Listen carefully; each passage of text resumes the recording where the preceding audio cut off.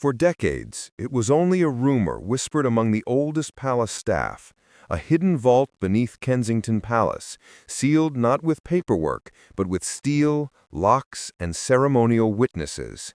Inside it lay one item, a handwritten memorandum sealed in wax, bearing the old Prince of Wales crest. It had remained untouched since the late 1990s. No public record, no mention in archives, not a single leak. Only 3 people ever knew what the document truly contained: the king himself, the archbishop who witnessed its signing, and now, after nearly 30 years, the Prince of Wales, William. The document had been written in the immediate aftermath of the tragedy that reshaped the monarchy forever, the death of Diana, Princess of Wales. In the hours and days following her passing, the public saw grief, silence, and formality. What they did not see was Charles, alone, writing a set of promises at the foot of Diana's coffin. Promises he believed he needed to make as both a father and a future king. Promises he later sealed away. Most palace staff never knew the vault existed. Those who suspected it did never asked.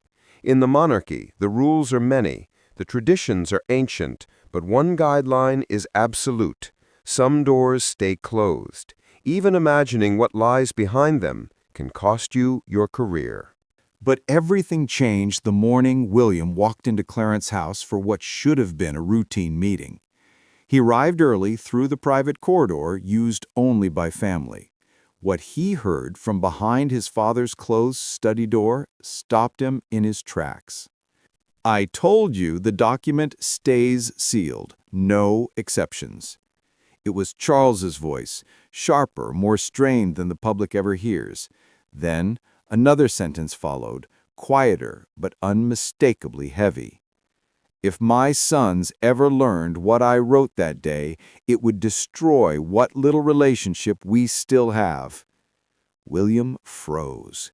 He should have knocked, announced himself, kept to protocol, but instinct told him to step back. Something had just cracked open, something that was never meant for him to hear. For 2 days, he asked quiet questions, discreetly. His private secretary combed through records. The answer came back. Yes, the document existed. Yes, it had been witnessed. Yes, it had been sealed with restrictions typically reserved for state secrets. And no, William did not have access. It was then that William realized something profound. His father had deliberately kept this from him and Harry. And if he wanted answers, he would need to confront the king himself. The confrontation came quietly. No raised voices, no royal theatrics, just a father and son standing in a room lined with history. "I know about the document you sealed after Mum died," William said. "I want to see it." Charles went still. His face shifted through disbelief, irritation, and something that looked dangerously close to fear. He tried to call the memorandum private grief. William pushed back. If it were private, why have it witnessed? Why lock it in a vault? Why classify it? That isn't private, it's official. Cornered, Charles finally relented. Deep beneath Buckingham Palace, the vault was opened. Inside, the sealed memorandum rested in perfect condition. William broke the wax, unfolded the pages, and read the promises his father made beside Diana's coffin. He read them once, then again, then a third time. Each reading stripped away another layer of shock and replaced it with understanding and disappointment. Promise number 1. To tell William and Harry the full truth about the night of Diana's death. Not the official briefing, not the softened version, the truth. That conversation never happened.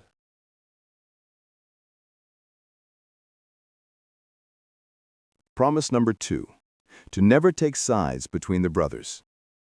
Every Briton with eyes could see how that promise had unraveled. Promise number 3.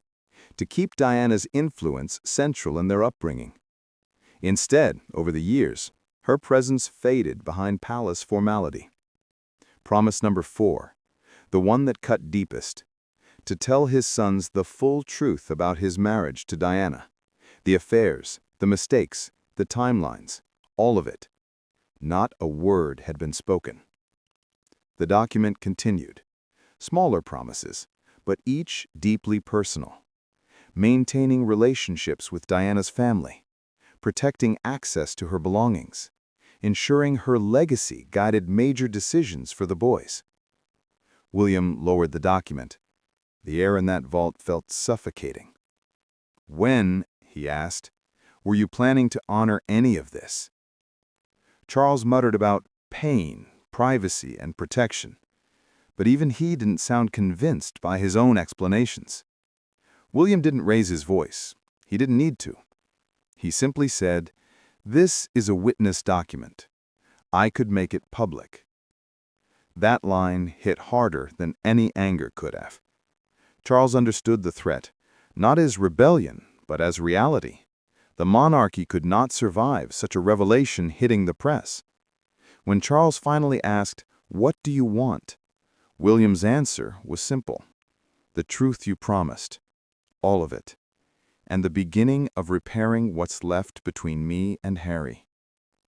3 days later, at Highgrove, the king arrived not with excuses, but with files. Personal files, long kept hidden. He began with a sentence William had never heard in his life. "Your mother called me that night."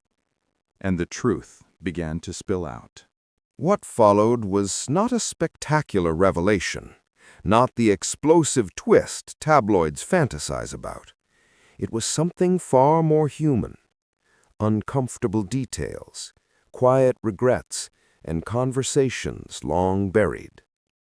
Charles described Diana's final call, her frustration with paparazzi, her anger at feeling hunted, her insistence that her own security was failing her. He described the laugh she gave before hanging up, a laugh, he admitted, he still hears in his darkest moments. But as more truths emerged, a larger question began forming in William's mind.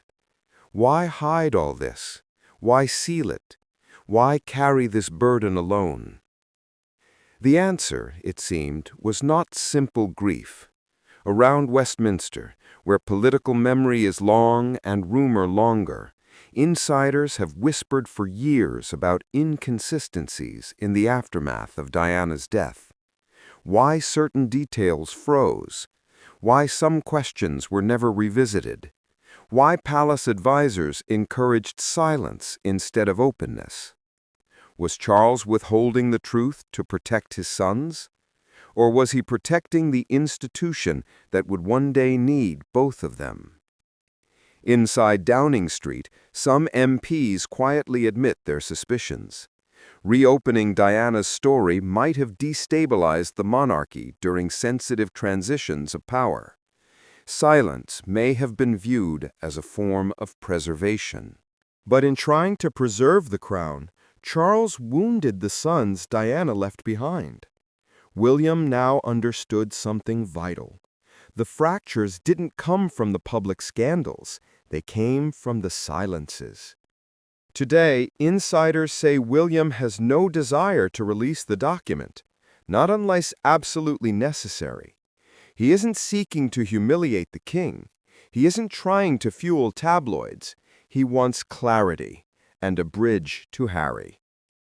If that bridge can be rebuilt, the monarchy stabilizes.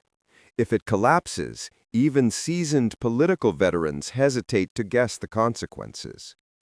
For now, everything that happens next will take place behind closed doors. That is the palace way. But secrets rarely stay buried forever, especially those tied to Diana, a woman whose legacy still shapes the monarchy as deeply in death as it did in life. And so the question now whispered in corridors, murmured by aides, and quietly pondered by MPs is this: When a promise has been broken for decades, can it ever truly be repaired?